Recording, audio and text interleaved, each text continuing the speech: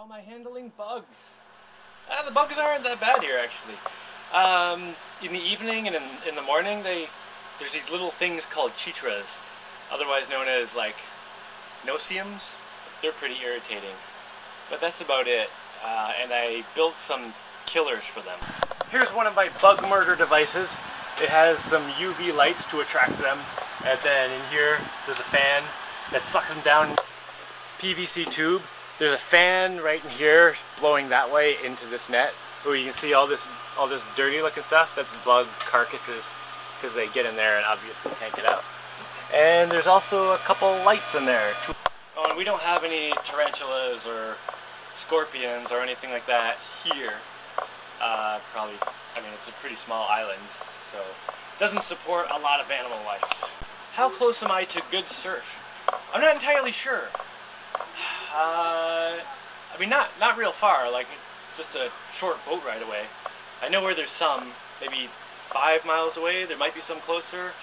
I'd have to look around. I haven't really had time to do that because I've been doing other things and I don't have a surfboard.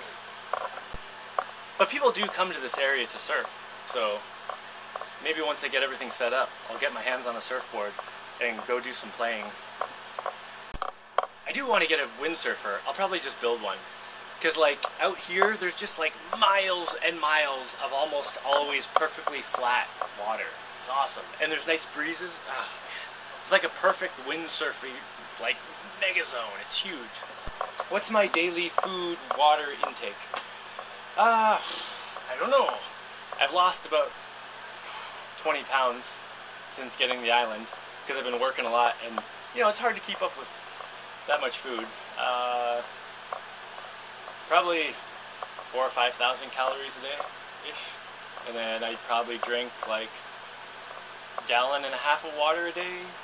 I did kind of let myself lose some weight because I know I can do the same amount of work on less food if I weigh less. You know, I can't lift as much maximum, but over a whole day I can do the same amount of work when I weigh less as when I'm bigger and eating a lot more food.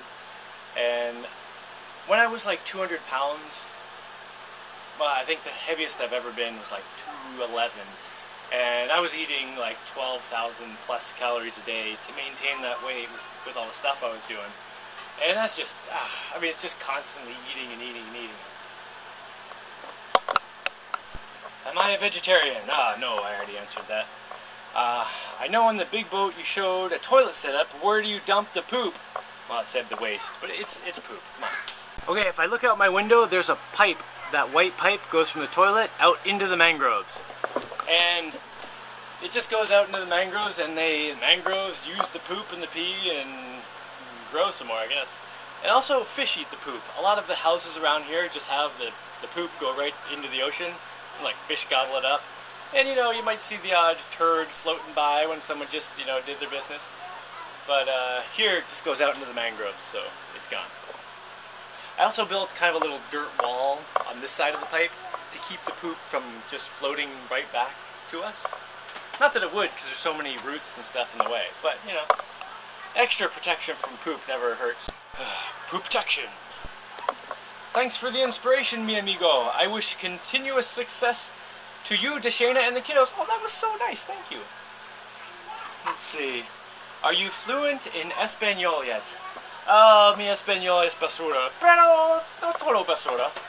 That means my Spanish is garbage, but not total garbage.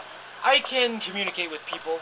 My level of Spanish is probably something like this. Like if I were to go to the store, I might say something like, "Are you having many cracker, please?" You know, basically you can figure out I'm asking for crackers and I sound like an idiot. My Spanish is probably a little better than that. I'm learning to conjugate, but I can generally communicate with a solo Spanish speaker who doesn't have any English. Yo aprendiendo español poco y poco. I learn Spanish little by little. Do I fish for food? Yes, when I have time. Or a lot of times when I'm driving somewhere in my boat, I'll just throw a lure line out and just drag it, and sometimes I get a bite. And then I bite it. Well, not right away. I take it home and cut its head off and then cook it and then bite it. The kids love fish. And we have a bunch of fish growing here under the boat, and we throw them our scraps, so they're getting bigger. Right now they're not really worthy of eating. There's one called Big Fatty. So I got my eyes on him. He might be eaten soon.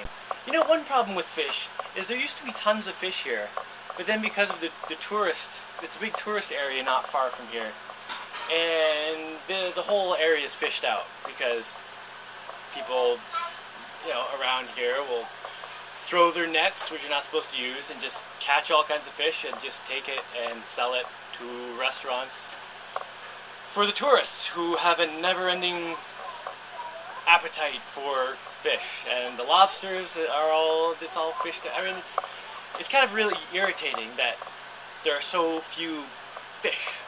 I mean, there's some fish, but they're all like little. So I'm trying to protect the little area so the fish can get bigger. Where do I live? On an island in Panama, or actually right now we're living in a boat on the water near my island in Panama. And I currently have 2 other islands that are like a quarter mile away. Where do I get my fiberglass material? Yeah, it's getting materials is tricky.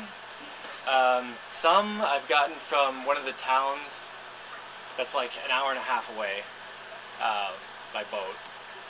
And that was kind of irritating because there's, you know, a significant surcharge for delivery all the way out here. And then I found one of the shop owners near here. I became friends with him because he saw me doing all this fiberglass stuff and he asked me to help fix his boat. And I was like, well, you know, I'm running out of fiberglass, but if you help me get a tank of resin, you know. So he's gotten me a few tanks of resin. But, you know, it's kind of unreliable. Like, I don't know if or when he'll come through. But then I recently talked with a guy in a town 40 minutes away who says if I email him, he can get me what I want in terms of fiberglass within a week.